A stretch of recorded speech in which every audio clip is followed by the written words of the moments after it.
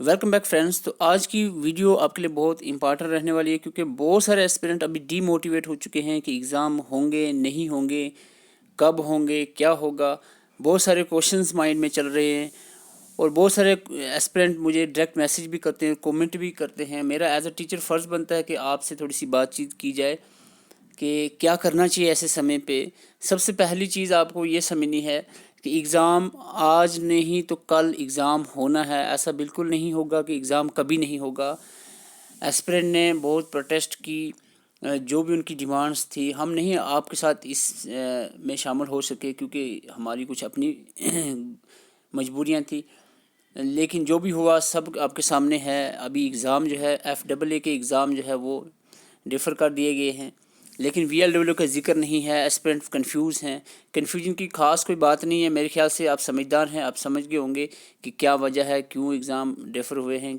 और अगर फिर CBT एग्ज़ाम होना है तो स्टूडेंट्स की डिमांड के हिसाब से देखा जाए तो आप समझ गए होंगे कि जो स्टूडेंट डिमांड कर रहे हैं उस हिसाब से तो एग्ज़ाम आगे जाने के चांसेस हैं अगर रीटेंडरिंग वगैरह का मसला बनता है। अदरवाइज़ अगर गवर्नमेंट ये चाहती है कि एग्ज़ाम जो है OMR बेस पे आ जाए तो फिर आप देखो, इसमें हम तो नहीं कह सकते। अगर बाय द वे कहते हैं कि OMR ही करवाया जाए तो फिर चांसेस हो सकते हैं कि एग्ज़ाम VLW की खास कर बात करें तो चांसेस हो सकते हैं कि एग्ज़ाम जो है वो एंडिंग अप्रैल में ही हो जाए। क्योंकि अगर OMR है तो एक दिन का मसला है, बिल्कुल एक दिन में। ऐसे भी हो सकता है कि आज FAA का एग्ज़ाम है और 2-3 दिन के बाद आपका VLW का एग्ज़ाम हो जाए। OMR एक ही दिन में तो होना है। तो इसीलिए आपको चाहिए कि अपनी इतनी मेहनत, जो इतने अरसे से आप मेहनत कर रहे हो, इसे वेस्ट ना करें। क्योंकि लास्ट डेज़ में अगर ढीले पड़ जाओगे, पढ़ी हुई चीज़ों को भूल जाओगे, कंसेप्ट जो समझे हैं सब दिमाग से निकल जाएंगे।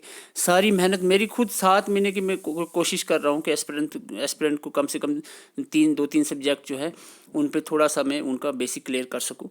इस पे मेरी भी 7 महीने की कोशिशें हैं और मेरा एज अ टीचर फ़र्ज़ बनता है कि आपको ये चीज़ ज़रूर बताई जाए कि ऐसे समय पे क्या करना चाहिए। मेरी यही रिक्वेस्ट है। जो आपकी डिमांड थी गवर्नमेंट ने सुनी। अब ये इसका मतलब बिल्कुल नहीं है कि अब एग्ज़ाम जो है काफ़ी 2-3 महीने पोस्टपोन हो गए हैं, ऐसा कुछ नहीं है।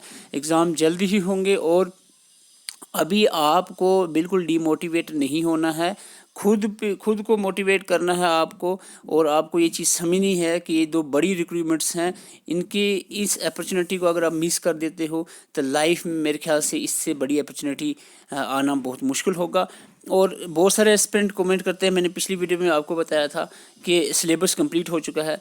मैं एक चीज़ आपसे पूछना चाहता हूँ, ये 5 बड़े सब्जेक्ट हैं, अगर इनको ध्यान से देखो, आप इनको अगर इनकी डिटेल देखो तो मैं नहीं ये समझता कोई भी एस्पिरेंट ये कह सकता हो कि सिलेबस कंप्लीट हो चुका है। हाँ, ये आप कह सकते हो कि एक बार हमने नज़र लगा ली है, ये अलग बात है। एक बार नज़र लगा ली है, एक बार थोड़ा थोड़ा सा सारा पढ़ लिया है, वो अलग चीज़ होती है। अच्छे से डिटेल से हर एक इंडिविजुअल टॉपिक को अगर आपने पढ़ा है तो वो होता है कंप्लीट करना। और उसको भी 4-5 बार रिवाइज करने के बाद, हज़ार MCQs पर टॉपिक के करने के बाद अगर आप कहते हो कि सिलेबस कंप्लीट हो गया तो दैट्स फाइन। मैं मानता हूँ कि ओके, सिलेबस कंप्लीट हो गया है। तो ज़्यादा मैं कुछ नहीं कहूँगा। आज हो सकता है वीडियो थोड़ी लंबी हो जाए क्योंकि मैं चाहता हूँ थोड़ी सी डिटेल डिस्कशन की जाए सिलेबस के ऊपर। क्योंकि बहुत सारे एस्पिरेंट इस गलतफहमी में रहते हैं कि हमारा सिलेबस कंप्लीट हो चुका है और सुस्ती उनमें आ जाती है और वो पढ़ना जो टाइम उनका है वो कम कर देते हैं, जो स्टडी टाइम होता है पर डे का। तो ऐसा बिल्कुल भी नहीं करना है। स्टडी टाइम अपना बिल्कुल बराबर रखें, जिस स्पीड से आप चल रहे हैं बराबर रखें। और एस्पिरेंट अगर अभी तक इसने स्टार्ट भी नहीं किया, उनके लिए किस्मत देखो, किस्मत बोलती है एक बार दरवाज़ा खटकाती है, खोला खोला ठीक है, लेकिन आपको किस्मत बार बार मौका दे रही है। जो एस्पिरेंट अभी भी सोए हैं कि भाई उठ जाओ उठ जाओ उठ जाओ और तैयारी कर लो, ठीक है, जब आँख खुले तभी सवेरा। जो एस्पिरेंट अभी भी बेकार बैठे हैं, बिल्कुल तैयारी नहीं कर रहे हैं, वो भी अगर अभी से कोशिश करते हैं तो 40 दिन अप्रॉक्सीमेट आपके पास हैं, तो पूरी जान लगा सकते हो तो लगाओ और आप तैयारी कर सकते हो। इसमें कोई दुराई की बात नहीं है। तो सीधी सी बात है, यहाँ पर 5 सब्जेक्ट हैं, कुछ लंबा चौड़ा यहाँ पर सोचने की ज़रूरत नहीं है। 5 सब्जेक्ट हैं, 20 नंबर का जनरल अवेयरनेस, कंप्यूटर 25 नंबर का है, रीजनिंग 20 की, 15 का मैथ्स और आपकी 20 नंबर की यहाँ पर इंग्लिश मेंशन है सिलेबस के अंदर। आपको यही 5 सब्जेक्ट करने हैं, ठीक है। अब हम आपको बताने वाले हैं यहाँ पर अगर मैंने आज से काफ़ी देर पहले, यानी अप्रॉक्सीमेटली हम कहें कि 1.5-2 महीने पहले आपको मैंने कहा था कि शेड्यूल बना लो। कुछ ही एस्पिरेंट ने, लगभग 200-300 एस्पिरेंट ने ऐसा किया होगा, जहाँ तक मुझे उम्मीद है कि उन्होंने शेड्यूल बनाया होगा इस तरह का और उन्होंने काम किया होगा, और वो डेफिनेटली अगर मैं कहूँ तो कमेंट करके भी आपको बता सकते हैं कि उनको ज़रूर फ़ायदा हुआ होगा। मुझे पूरा यकीन है, क्योंकि मानने की बात है 2016 से मैं भी तैयारी कर रहा था, बहुत सारे एग्ज़ाम दिए, क्वालिफाई भी किया मैं। और ऐसा नहीं है, खुद का बहुत सारे एस्पिरेंट की एक्सपीरियंस में लेता रहता हूँ ताकि स्टूडेंट्स तक पहुँचाता चलूँ, क्योंकि आप अपने कामों में मसरूफ़ हैं, मैं आपके कामों में मसरूफ़ हूँ, ठीक है। तो ये मेरे पास आपसे ज़्यादा ये नॉलेज होगी कि एस्पिरेंट की स्ट्रेटजीज़ क्या रहती हैं, क्योंकि मैं ऐसे एस्पिरेंट से बहुत सारे कांटेक्ट में रहता हूँ जो जिनकी सिलेक्शंस हुई हैं, जो पुराने खिलाड़ी हैं इस फील्ड के, जिन्होंने यानी किस तरह सिलेबस पढ़ना है, किस तरह चीज़ें कवर करनी है, किस तरह एग्ज़ाम हैंडल करना है, ये सारी चीज़ें जिन्होंने देखी है। और मैंने खुद बहुत सारे अपने जो क्वेश्चन पेपर्स हैं उनको समझा है, क्या सिलेबस का पैटर्न रहता है, किस तरह से एग्ज़ाम क्वेश्चंस पूछे जाते हैं, ये चीज़ें समझने के बाद ही आपसे मैं बात करता हूँ। ये अलग बात है कि प्रोनाउंसिएशन मेरी ठीक नहीं है, बात करने का तरीका सही नहीं है, लेकिन बात जो मैं करता हूँ दिल से करता हूँ। पिछली वीडियो में थोड़ा सा गुस्से बोल गया था, क्योंकि एक तो होती है स्क्रिप्टेड बातें, जैसे बहुत सारे लोग स्क्रिप्टेड बातें करते हैं, पहले लिखी होती है कि भाई सोचा होता है कि भाई ये मुझे बोलना है, ये नहीं बोलना है। तो मेरी होती है खुली दिल से बात करना। ऐसा लगता है कि सीधा आपसे फेस टू फेस बात करूं, आप छोटे भाई बहन हो, तो आपसे मैं बात कर रहा हूँ खुलकर। तो बात यह है, आज मैं आराम से बात करूंगा, जल्दबाजी में नहीं यहाँ पर कोई भी बात करूंगा। देखो एस्पिरेंट खुले में पढ़ते हैं, वो मेरा ऐसा नहीं है कि मैं सिर्फ ऑनलाइन ही हूँ, ऑफलाइन भी मैं बहुत सारे एस्पिरेंट से कांटेक्ट में रहता हूँ और उनसे पूछता रहता हूँ कि आपकी क्या चल रही है, क्या तैयारी और कैसा कहाँ पहुँचे, क्या चल रहा है।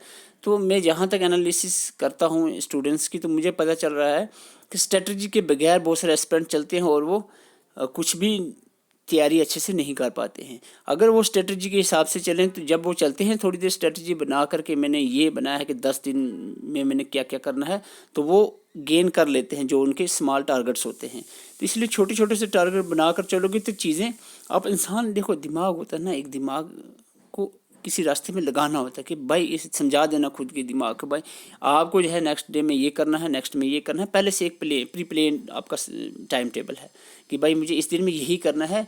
फिर पहले बंदे का डिसाइड है तो बंदा उस पर ही जान मारेगा। नहीं तो अगर डिसाइड नहीं है, फिर ऐसे दिन निकलते जाएंगे, आपको पता भी नहीं चले, 40 दिन निकल जाएंगे, कल पेपर आ जाएगा, आपको होगी ये क्या हो गया, ठीक है। इसलिए जैसे अगर अब मैं एक स्ट्रेटजी आपको बताता हूँ, सपोज़ आपके पास 40 दिन है, मैं ये 40 दिन के हिसाब से ले रहा हूँ। सपोज़ आपका 25 अप्रैल को एग्ज़ाम VLW का होता है, मैं VLW की फ़िलहाल बात करूँ, बाकी एस्पिरेंट भी यहाँ पर हमारे साथ जुड़ सकते हैं।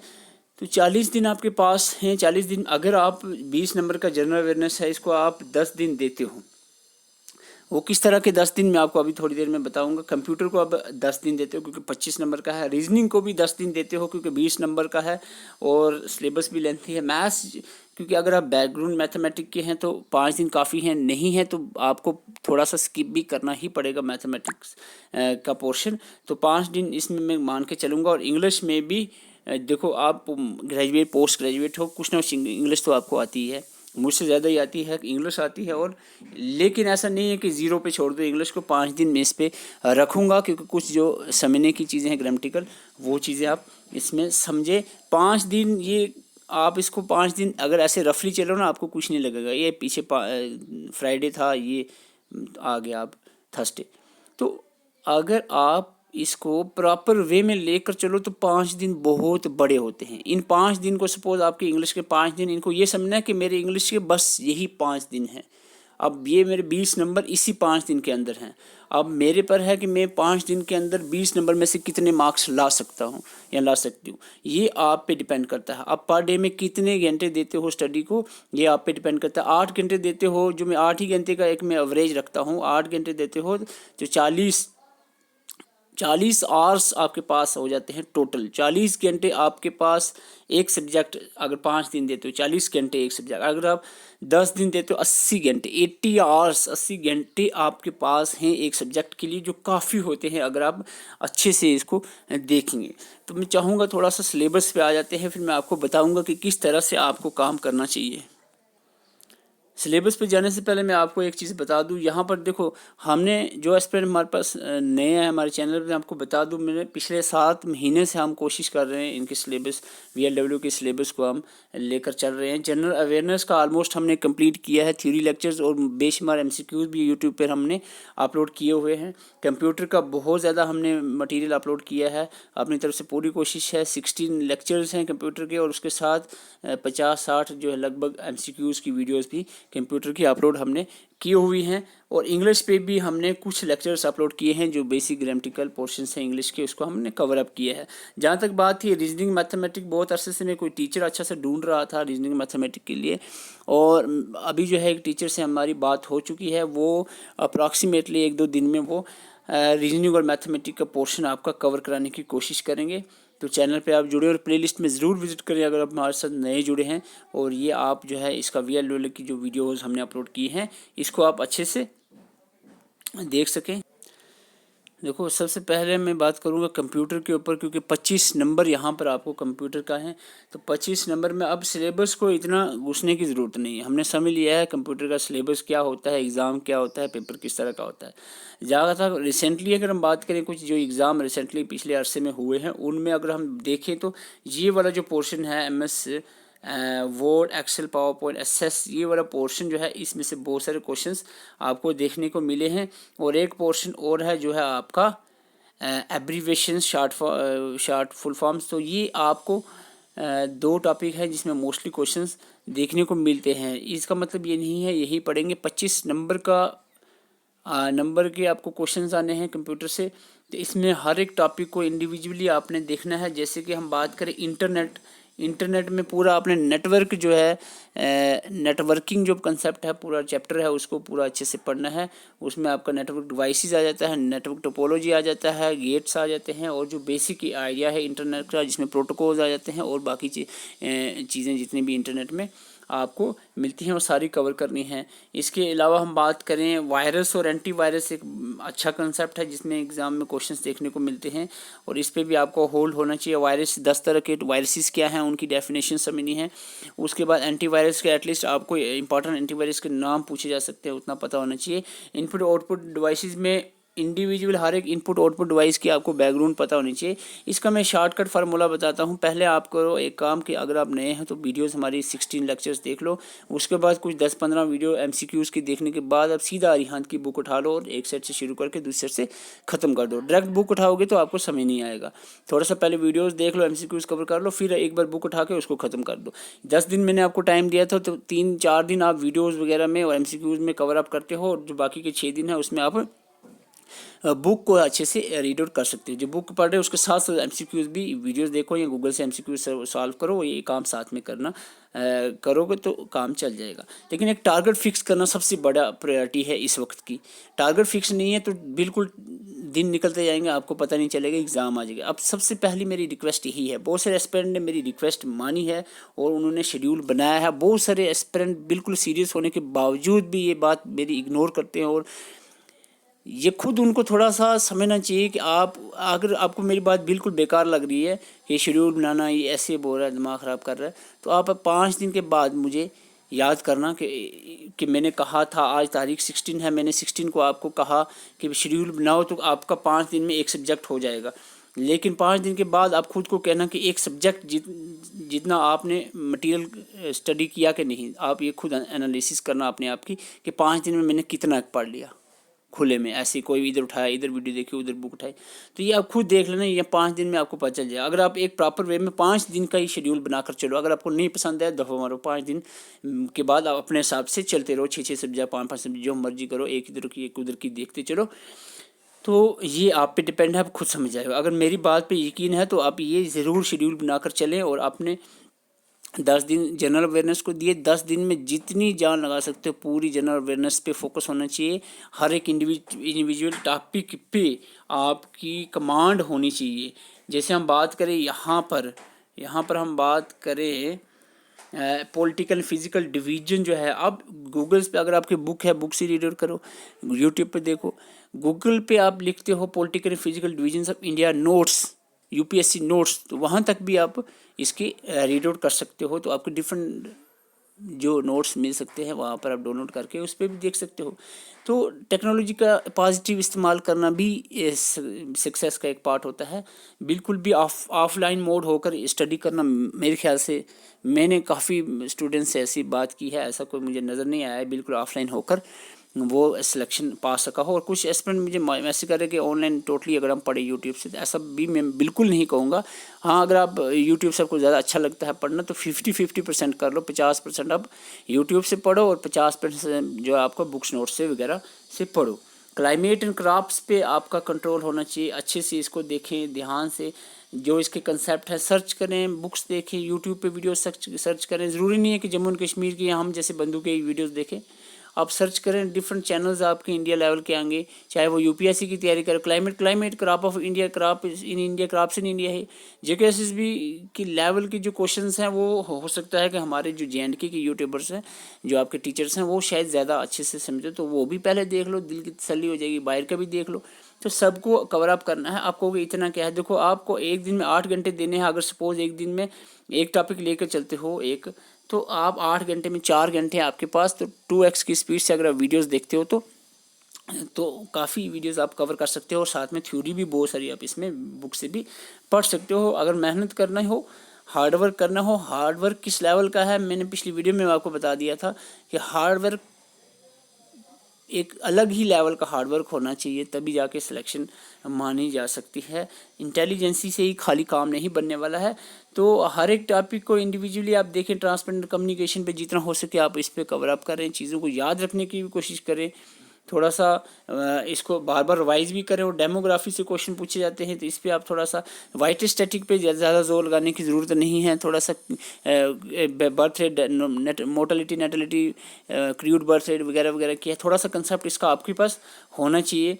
और बाकी ज़्यादा इस पर डिटेल जाने की ज़रूरत नहीं है। रिवर्स और लेक्स के अंदर पे आपकी पूरी नॉलेज होनी चाहिए। लगभग 20-25 लेक हमने कवर की हुई है सारी वीडियोस, तो वो भी पहले देख सकते हो। रिवर्स पे आपके मोस्ट इंपॉर्टेंट रिवर्स के ओरिजिन्स क्या हैं, कौन किस स्टेट में फॉल कर रहा है, जो कुछ खास रिवर्स हैं उनकी ट्राइब्यूटरीज पे भी थोड़ा सा आपके नॉलेज होनी चाहिए। इंडियन इकानमी की बात करें तो क्योंकि सिलेबस इकानमी का डिफाइन नहीं है, तो इसलिए मैं यही सजेस्ट करूंगा जिसमें सस्टेनेबल डेवलपमेंट का कंसेप्ट आ गया, थोड़ा इन्फ्लेशन का आ गया कंसेप्ट इसमें लगा सकते हैं। बैंकिंग में थोड़ा सा बैंकिंग का इसमें आइडिया, और नेशनल इनकम, ये 3-4 टॉपिक जो मैन है ये इकानमी के आप कवर कर लो। जो फाइनेंस अकाउंट असिस्टेंट वाली इकानमी है जिसमें फैक्टर कास्ट प्रोडक्शन वगैरह का कंसेप्ट आता है, लॉ ऑफ डिमांड वगैरह, वो वाली इकानमी यहाँ पर पढ़ने की खास ज़रूरत आपको नहीं है। इस चीज़ का ध्यान रखें। इंडियन कल्चर और हेरिटेज पे जो खास करके ट्राइब्स आ गए, कल्चर में डांस, फोक डांस, म्यूज़िक वगैरह, इस चीज़ पे थोड़ा सा आपको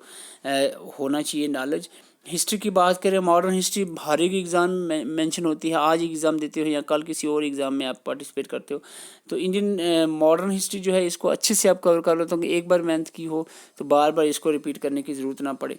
मॉडर्न हिस्ट्री है तो मॉडर्न हिस्ट्री पढ़नी है, इसमें एंशिएंट और मेडिवल का कोई रोल नहीं है। इंडियन पॉलिटी बहुत बेसिक कंसेप्ट 5 दिए हुए इसमें, preamble, fundamental right, fundamental duties, directive principle, state policy, 5 का टॉपिक टोटल दिए हुए हैं इसमें।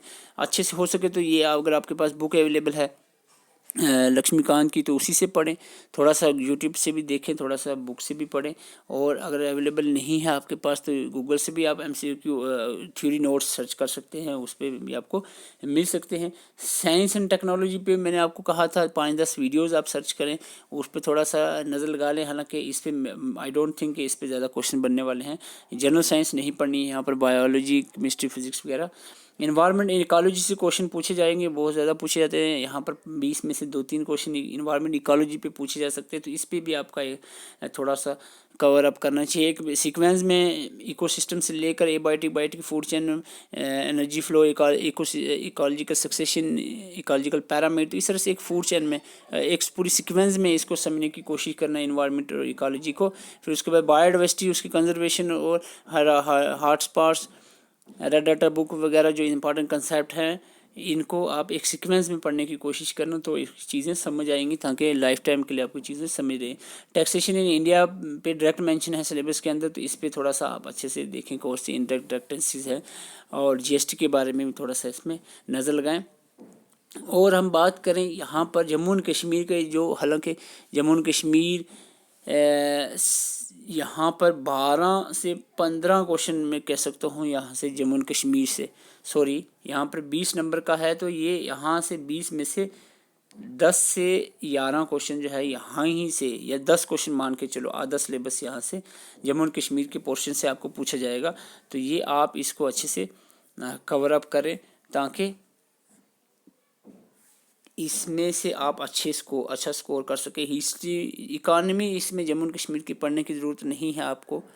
फोना फ्लोरा पे भी उतना ज़्यादा ज़रूरत नहीं है। रिवर लेक्स आप पढ़ लें, क्राफ्ट्स के रिलेटेड पढ़ लें, और इसके बाद आप हिस्ट्री, इसके बाद कल्चर और हेरिटेज में थोड़ा बहुत जो जम्मू एंड कश्मीर की जो फोक डांसेस हैं या कोई कल्चरल इवेंट्स हैं, जैसे कोई मेला होता है इस तरह के, उन पे थोड़ा सा आपको सर्च की होनी चाहिए चीज़ों को। इम्पॉर्टेंट टूरिस्ट डेस्टिनेशन पे आपकी पूरी होल्ड होना चाहिए। जे.एंड.के रीऑर्गेनाइजेशन एक्ट और जे.एंड.के पंचायती राज एक्ट, दो most important topic Jammu and Kashmir से हैं, इसको अच्छे से कवर अप करें।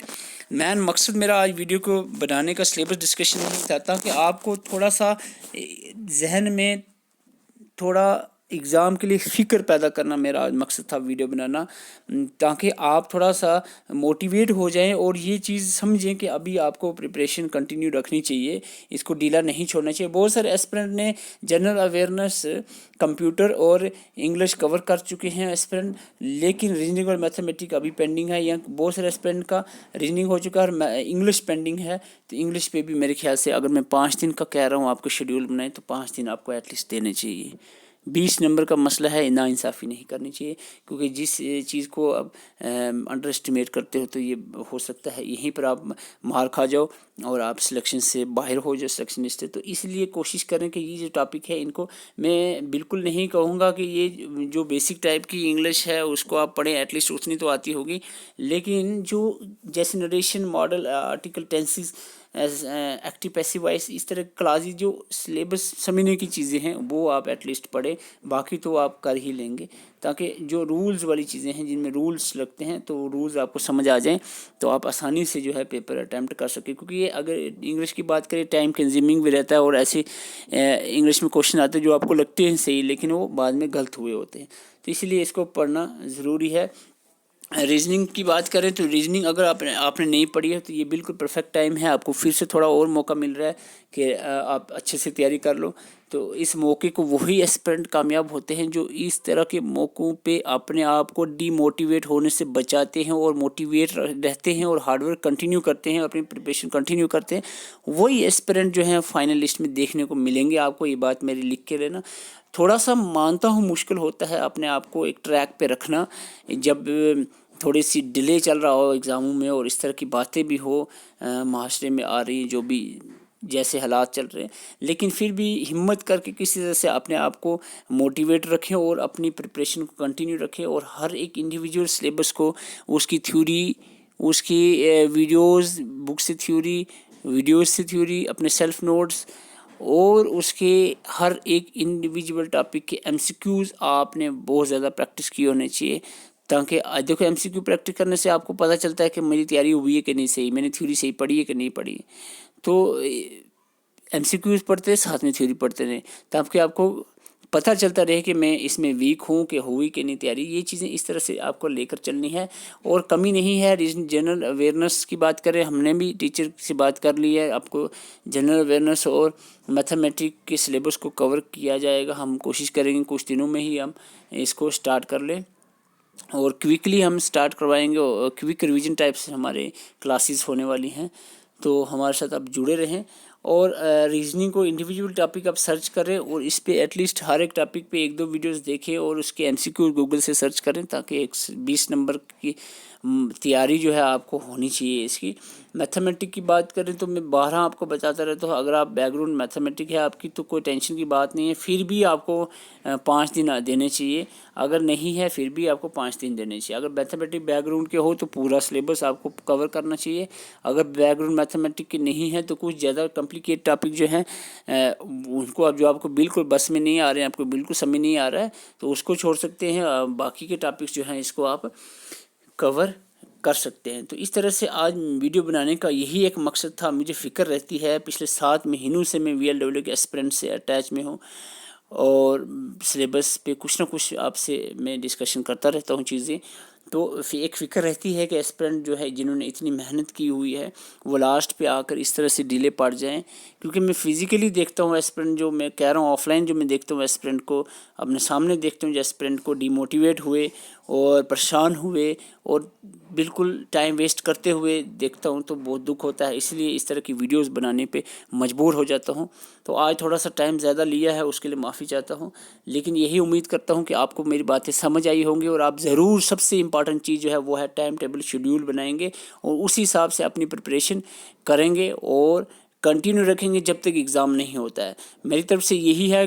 अब मैंने यहाँ पर टेलीग्राम का जो लिंक है डिस्क्रिप्शन में दिया हुआ है, उस पर आप विज़िट करें और वहाँ पर हमने प्लेलिस्ट डाल दी है, जितनी हमने वीडियो डाली हैं। सारी की प्लेलिस्ट नहीं बन पाई है, कुछ की प्लेलिस्ट नहीं टाइम कम होने की वजह से बना पाया हूँ, तो वो आप चैनल पे विज़िट करके देख सकते हैं।